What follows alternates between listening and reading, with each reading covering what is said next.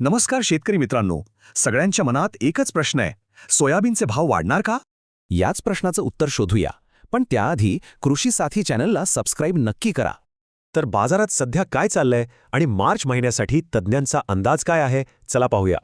अंदाजे 20 ते 25% शेतकऱ्यांकडे अजूनही सोयाबीनचा साठा शिल्लक आहे.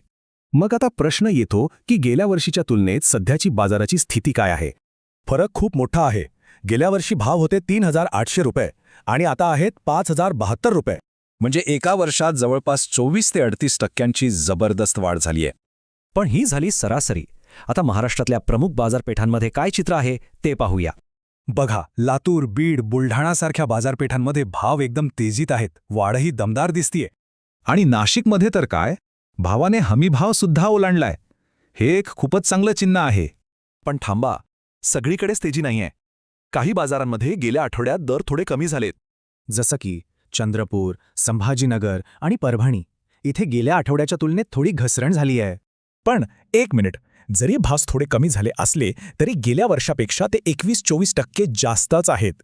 तर मग ही दरवाढ होते तरी कशामुळे? यामागचं नेमकं कारण काय?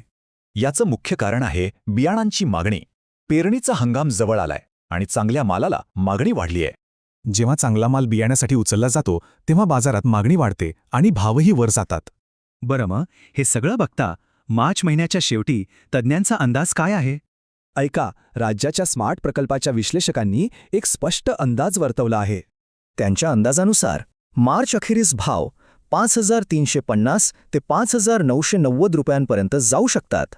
आणि महत्त्वाचं म्हणजे हा संपूर्ण अंदाज हमीभावापेक्षा जास्त आहे. हे बाजारासाठी खूप मोठं प्रोत्साहन आहे.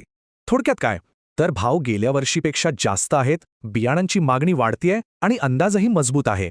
अशाच अचूक विश्लेषणासाठी कृषी साथी चॅनलला सबस्क्राईब करायला विसरू नका. तर ही सगळी माहिती आता समोर आहे.